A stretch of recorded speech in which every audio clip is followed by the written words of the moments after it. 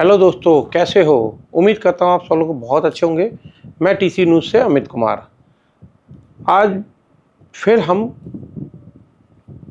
देश में सबसे बड़ा सूबा है उत्तर प्रदेश, और उत्तर प्रदेश में 80 सीटों के अंदर ये देखने की चीज़ है कि किस तरीके से वहाँ के इलेक्शन यानी कि वहाँ के चुनाव के ऊपर कितने बड़े घमासान चल रहे हैं, और उस घमासान को देखने के लिए आगे कौन कौन सी पार्टियां क्या क्या खेल खेल रही हैं और किन किन पे क्या दाव पेच चल रहे हैं। अब एक देखते हैं कि बसपा यानी कि मायावती एक बसपा को चेहरा है, और उन्होंने ये सोचा कि अब की बार कुछ सांसदीय सीट ऐसी हैं जिस पे बसपा पुराने ही चेहरों पे दाव खेलना चाहती है।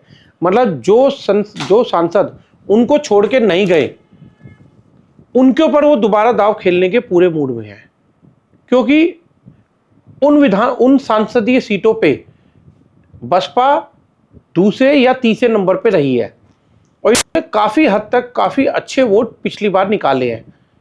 अब जैसे हम उस के बारे में कुछ जानकारी लेते हैं, जैसे मायावती ने आखिर कुछ सीटों पर नाम अब तक जारी क्यों नहीं किए, जिसमें जैसे कि उनका ये मानना है कि ये जानकारों का मानना है कि इन सीटों पे नाम डिक्लेयर करने का सबसे बड़ा कारण है बसपा का कि क्या वो ऐसे प्रत्याशी लाए जिससे वो बीजेपी को शिकस्त दे सके, क्योंकि इन संसदीय सीटों पे पिछली बार बीजेपी जीती थी, पहले नंबर पे रही थी। तो वो सीट जो इस प्रकार है हमीरपुर, महोबा, तिंदवारी, ये संसदीय सीट है जहां पे भाजपा का सीट जीत के एकाधिकार है।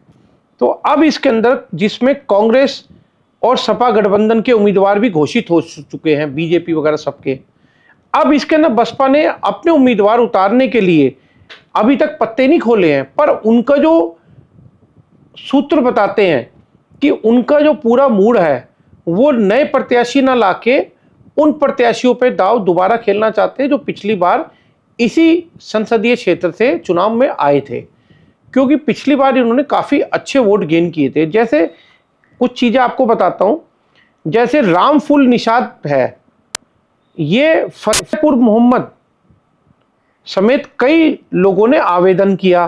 रामफुल निषाद ने जातीय समीकरण खेल में भाजपा को काफ़ी नुकसान पहुंचाया है। इसने सदर विधानसभा क्षेत्र से 47,299 वोट लिए थे। अब आप ये सोच लीजिए कि 47,000 एक विधानसभा से निकलेगा तो एक संसदीय क्षेत्र में कितनी विधानसभा होती है, उससे कितना वोटों का नुकसान हो सकता है। और इन्होंने क्या किया था, पिछली बार तिंदवारी विधानसभा सीट पर जयराम सिंह ने 20% वोट लिए थे। मतलब बसपा का एक विधायक जो तिंदवारी विधानसभा है उससे 20% वोट ले गया, तो सोचिए कितना बड़ा वोट गेन कर गया उन्होंने। हालांकि विधानसभा सीट पर भाजपा यानी कि कमल का फूल खिला हुआ है। अब इसीलिए पुराने चेहरों को लेकर बसपा के ना बहुत जबरदस्त मंथन चल रहा है कि पुराने चेहरों पे दाव लगा के उनको आगे लाया जाए, उनको प्रमोट किया जाए, क्योंकि जो विधानसभा में थे उनको संसदीय सीट के लिए ऑफर करके उनको आगे प्रमोट किया जाए नए लाने की बजाय।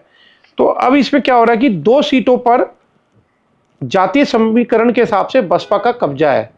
इसमें तो पिछले विधानसभा चुनाव में प्रमुख दलों को कड़ी टक्कर दिया बसपा के प्रत्याशियों ने, जिसमें रामफुल निषाद ने बताया कि संसदीय सीट के चुनाव लड़ने के लिए आवेदन किया है और तैयारी भी पूरी तरह से तैयार है।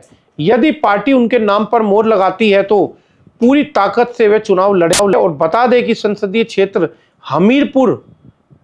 हमीरपुर सदर विधानसभा और तिंदवारी विधानसभा में करीब 11% निषाद के मतदाता हैं, जो रामफुल निषाद को सीधे वोट देंगे उनको, क्योंकि वो बसपा में है, दलित है, और उनको इस तरीके से इनके से वोट मिलना तय है।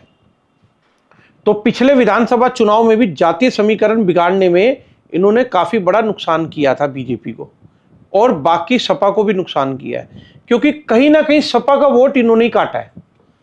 अगर सपा का वोट ये लोग नहीं काटते तो शायद सपा का प्रत्याशी आगे आ जाता। तो अब आगे और बढ़ते हैं। तो पिछली बार लोकसभा चुनाव में बसपा ने बांदा के धन कुबेर दिलीप सिंह को हमीरपुर महोबा संसदीय क्षेत्र से प्रत्याशी बनाया था।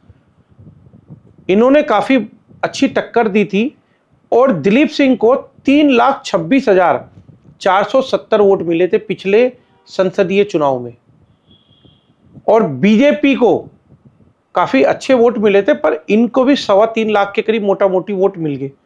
तो भाई सोचिए कि 3.25 लाख अगर एक प्रत्याशी वोट लेके आ रहा है तो अगली बार वो प्रत्याशी कितने अच्छे वोट ला सकता है, क्योंकि ये दिलीप सिंह फाइनेंशियली बहुत मजबूत कैंडिडेट है, पैसा इनके पास बहुत है, अच्छे बिजनेसमैन है, पैसे की इनके पास कोई कमी नहीं है। तो अब देखने वाली बात होगी कि एक एक सीट के ऊपर हमारा जो फोकस है हमारे चैनल का, वो यही है कि यूपी की विधानसभा की एक संसदीय सीट की एक एक सीट के ऊपर हम बात करें, आपको बताएं किस संसदीय सीट पर आगे क्या चल रहा है, कौन सा प्रत्याशी किस तरीके से और किस रणनीति से पार्टी के साथ मिलकर चुनाव लड़ेगा। चैनल पे बने रहने, धन्यवाद।